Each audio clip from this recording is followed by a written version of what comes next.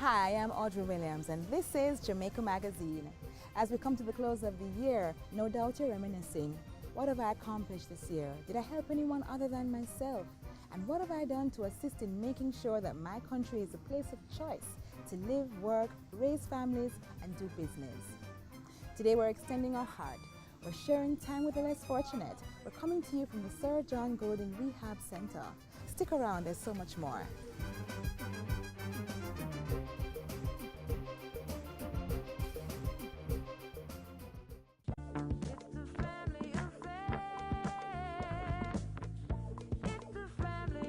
My mother taught me how to work for what I want. And if you don't work for it, then you don't deserve it. They always tell me, be yourself. Don't try to be like others. They help me through tough times, good time, bad time, they're always there for me.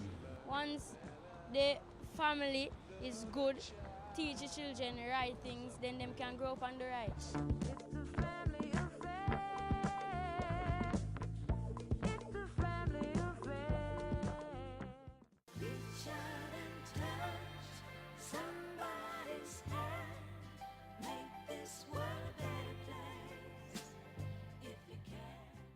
The eyesore of a community gets tidy because citizens feel they have a responsibility to act. A building gets a well-needed facelift and gifts for those in need. At-risk youth benefiting from academic and skills training, while poor performance gets tackled through extra lessons. All through the efforts of generous hearts, making tangible contributions and creating positive change. It's all part of nation building, inspiring hope and rewarding oneself with the joy of sharing with other people. And what better time is there than now? I've been thinking lately, and I think you should give it some thought too. The development of my community needs my input. But where do I start? The very first place that I would encourage anybody who wants to be a part of the community, who wants to resolve to be active in their community, is to be a part of a community-based organization. I firmly believe that participation is important to the development process. Action at all levels, all age groups, for deeds, not just words, get the job done. Communities need the participation of its able citizens to do something to create positive change. Do you agree? What can we do?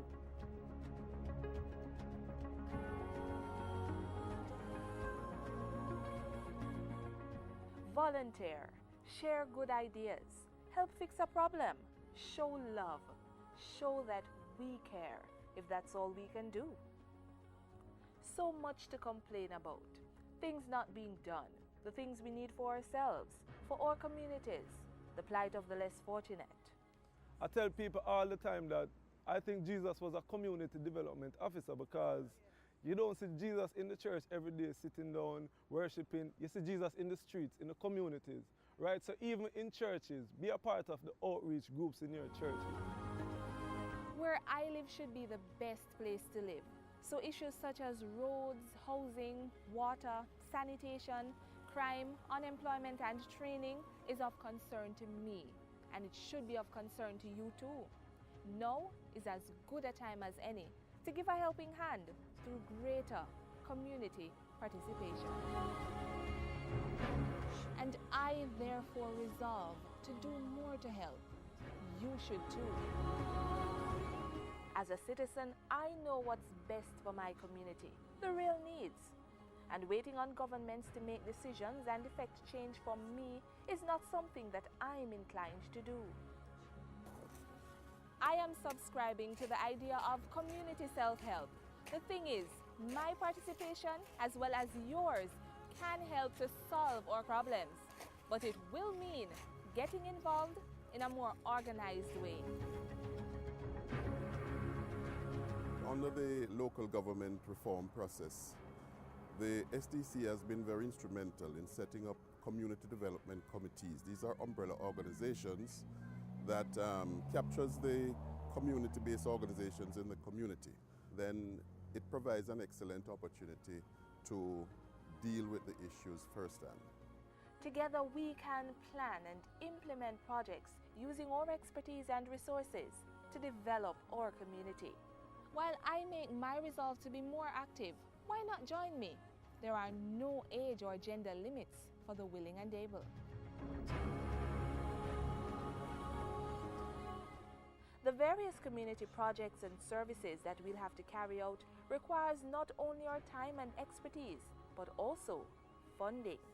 And here, the Social Development Commission comes in handy, getting formal development plans in place and helping with accessing financing through the Jamaica Social Investment Fund and other donors. There are strength in numbers, so when a group represents a major concern or a minor concern within the community, you find that they will be heard on not just from the end of the government, but from non-government organizations, businesses. So much we can do, starting in our own backyard. Then join others to work on issues we care about. Less hoping, less watching, less despairing, more doing. It will certainly contribute to a stronger, more self-sustained and organized country. Reach out and touch somebody's hand. Make this world a better place if you can. I needed help to expand my business, but the banks only wanted to be up in my business. The high interest rates were killing my business. They're never really business with my business. At the Exim Bank, we have your business needs covered. Our application process is easy, and we provide loans at competitive rates for the productive sector. From renewable energy projects and working capital to plant upgrades or expansion and export financing. Come in and talk to us today. The Exim Bank. On the road to success, you are going to want us in your business.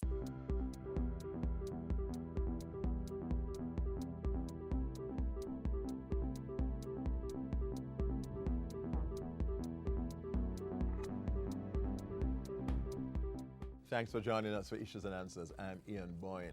The IMF program is critical. All of us know that it's important that we pass the test, that we stay with the program. Well, there's an economic program oversight committee that consists of representatives from the public and the private sectors, trade unions, civil society. The co-chair of that Economic Program Oversight Committee, Mr. Richard Biles, is here with us, was here last week. And we continue to talk about issues to do with growth, with the economy, with your prospects for 2014. We thank you for your company. Good to have you again, Mr. Biles.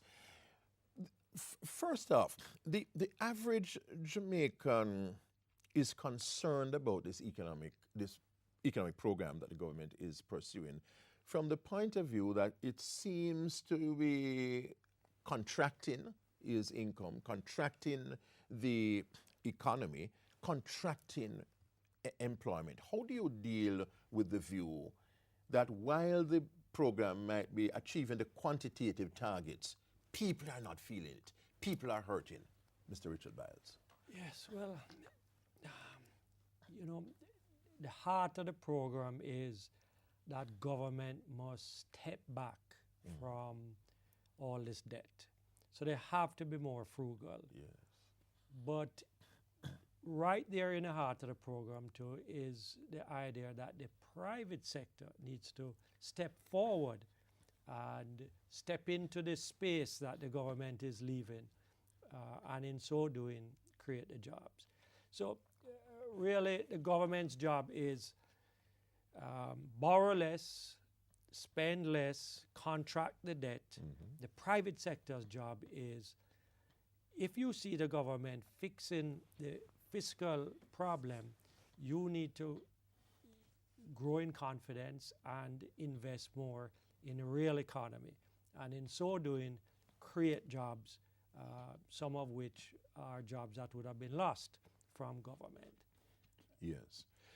But there is a lag between the achievement of these targets, government doing the commendable thing of reducing the debt, and the private sector stepping in. And, yes. and in that lag is the suffering of real people. Yeah. How do we get people to to understand that this pain is necessary for the long-term gain? Well, What first of would you all, I say think to we need to people? keep that lag to as short a period as possible. But to the extent that there is this period, communication is really important. You know, if somebody tells me that I have cancer, after I go through the period of denial and so forth, and I reconcile myself to it, and I start the program of chemotherapy and radiation, somebody would have said to me before, this is going to be tough, Richard, right? And you're going to feel some side effects and so forth. So I should be prepared for it. And even while it is happening, and the hair is falling out, and I'm losing weight, somebody needs to be by my side. My family, my doctor saying to me, although you are seeing these outward effects, you really are getting better. Inside of you, the cancer is being killed off. Same thing with this period. In this lag, somebody needs to be there saying in a convincing manner that we are doing the right things and better will come out of what we are doing. And more importantly, is it the fact that there's really no viable alternative to this program? Is that the fact? Is there an easier way out? Is there a painless path? No, there are no painless paths out of this problem. It's just like you and your family. If you're in debt, you have to dig your way out. You know, unless you have some rich cousin that's going to come and bail you out. I don't know who is a rich cousin to Jamaica. So we have to claw our way out. Yes.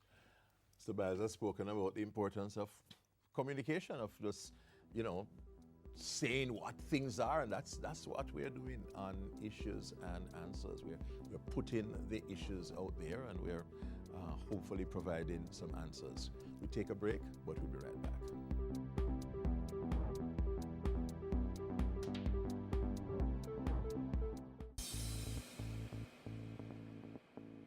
A healthy and educated people living in a clean, natural environment, reducing crime, improving the justice system and governance, building a prosperous economy. It's not just a vision, it's reality. Learn about the plan. Join the vision. My country, Jamaica, has a rich heritage and is very unique. If we all pull together, we can make it the place of choice to live, work, raise family, and to do business. For more information on Vision 2030, call the Planning Institute of Jamaica or visit vision2030.gov.jm, your parish library, school library, or the Jamaica Information Service. This is Romain Virgo. I'm here appeal to all of the youths them to just stay away from crime and violence. We know the temptation, the money, the fast life. People say them rate you, but that will only take you nowhere. If you stay in school and focus, then you can achieve anything. Be your own leader. A gang is a dead end.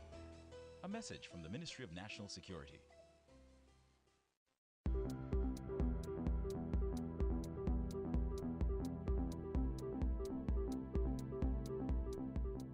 Welcome back. The co-chair of the Economic Program Oversight Committee, Mr. Richard Biles, president of Sagicor, chair of Red Stripe, is with us. Probably should talk a little bit about the composition of EPOC. You are the private sector face, but there are other persons from the... Yeah, absolutely. There are 12 members of the EPOC. 3 are from the government, and 9 are from private sector, civil society. So the financial institutions have 4 representatives there. The trade unions have 2, the Jamaica Agricultural Society, the PSOJ, and the medium and small business sector have a representative there. So it's a broad spectrum of persons who are there, all of whom have a deep vested interest in the success of the program. Some of them are the ones who felt the greatest pain, the civil servants who didn't get a pay increase, the financial sector who took that hit with the debt exchange. So we really have a diverse group. They're very interested in what is going on. And I simply reflect and communicate what is happening there. So we don't have any legal power, but what we do have is the ability to publish after each meeting our communique and to go on programs like this and speak about it. So it's a power of opinion and moral suasion that we have. Yes. And you really think, Mr. Biles, that the country needs to rally around the program, rally around this set of structural reforms? Because these are reforms we need, irrespective of which administration is in power, wouldn't you say? So many of the targets don't have anything to do with primary surplus and NIR. They have to do with changes in how the economy works. So the tax laws. I was going to talk about that. We have a lot of legislation going on about that now. But also this business of doing business, trying to make it simpler, easier, more efficient. A big challenge for us, Ian. And I think that is a frontier that in 2014 we're going to spend a lot of time. Because what we really want in this country is for small and medium businessmen to find it easy to do business, to see the opportunity and to actually invest. Right? And that is the kind of challenge that we want to set ourselves. And we don't have a long time. I think we really have to make big progress on that issue in the first 6 months of the year. So that for 2014, you have a cautiously optimistic forecast. Well, what the communique says is that based on what we have seen so far, passing 2 quarters and looking forward, yes, we are cautiously optimistic. And every time we issue a communique, we issue an opinion as to how we see. Yes. Because I think it's important for people to look on that opinion and to form their own opinion, taking that into account. And again, we raise the issue of the structural reforms and their necessity. Your urging of the public would be to look at the long-term benefits of this program vis-a-vis the short-term pain, because there is short-term pain. Yes, and I would say that I hope it's not long-term benefits. I hope there are some medium-term benefits too. And that is why I say for 6 months of next year. I think if we get to June and we start to see consistent growth, we've gone 1 quarter of growth so far, first in 6 quarters.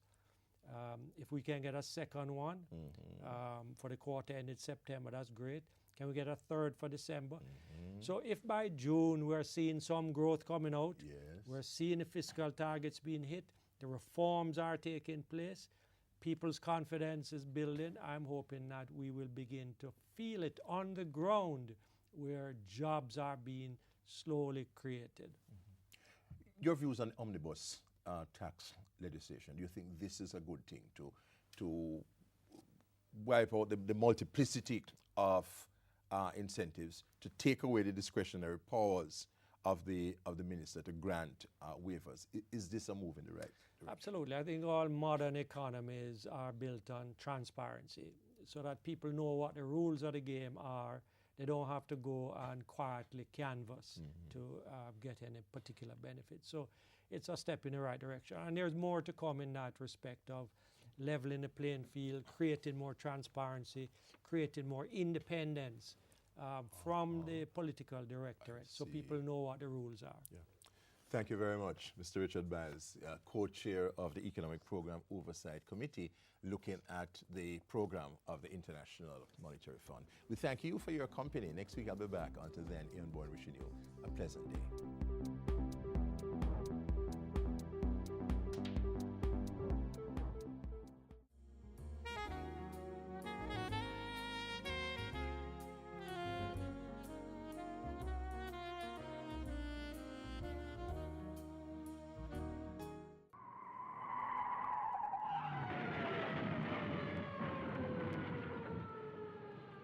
Each time you're not paying full attention to the road environment, the greater your chances of getting in a crash like that.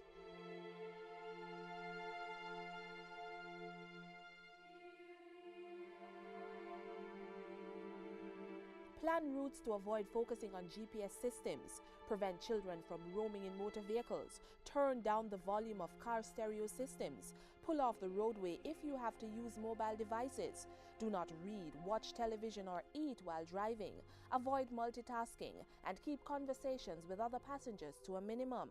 Whether you walk, ride or drive, avoid potentially fatal distractions.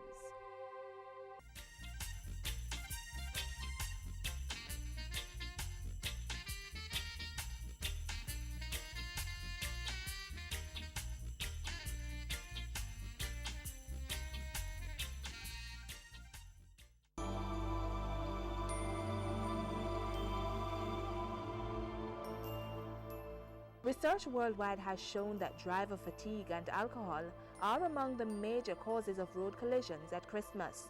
So here are some road safety tips that could save your life.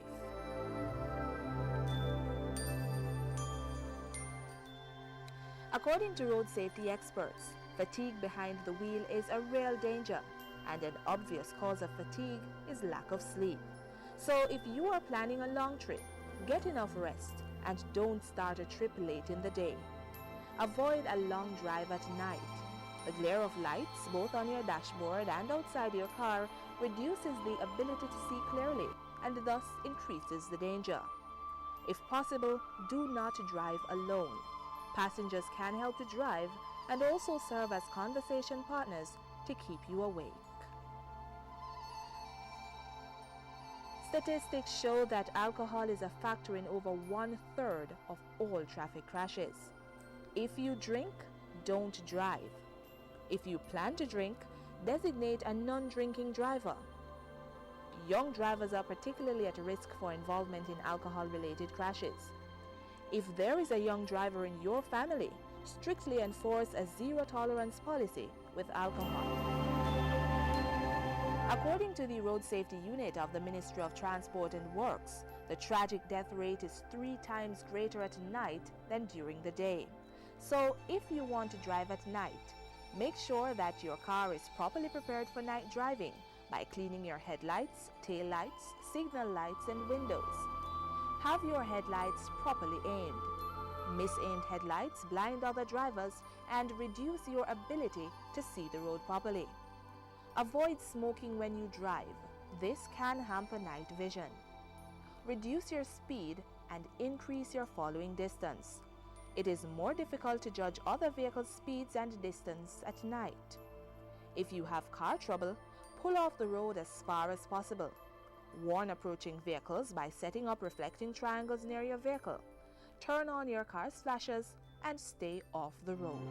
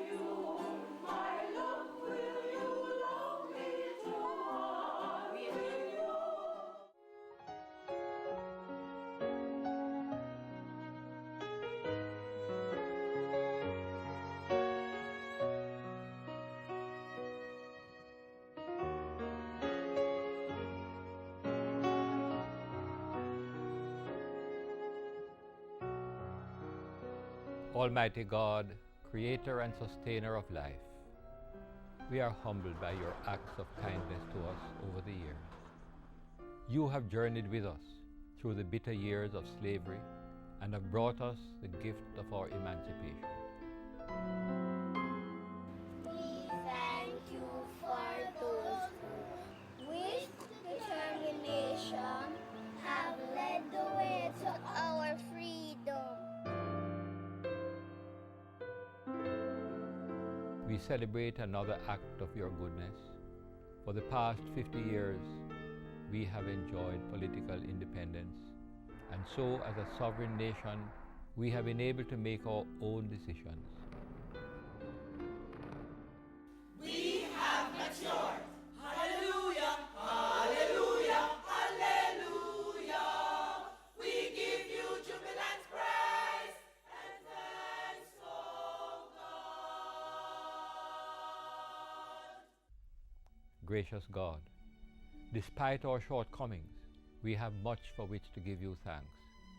You have been faithful to us in good times and in challenging times.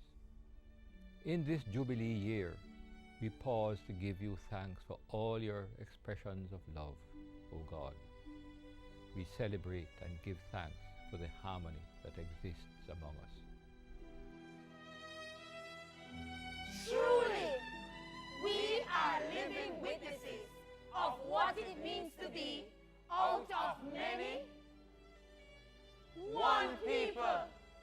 We give you thanks for the infrastructural developments that have taken place over the years. We celebrate and give you thanks, O God, for the giftedness of our people, their kindness and creativity, their indomitable spirit that have resulted in excellence in all areas here at home and within the diaspora. Oh God, we truly love our country, and we thank you for making us a special people admired by the world.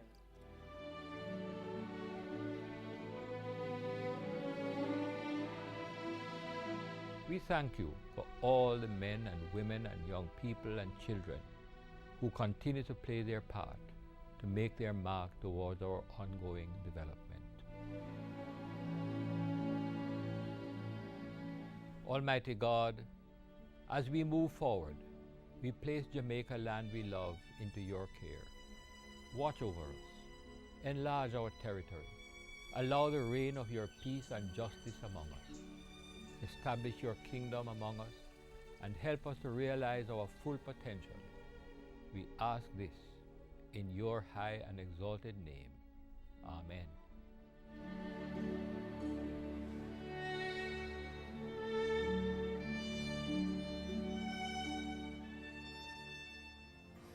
And that's where we leave you for today. We'd love to hear from you. So send us a tweet at JIS News. Email us jamaicamagazine@gis.gov.jm, and make sure to check out our recently updated website, gis.gov.jm. On behalf of the team, I'm Audrey Williams. What good?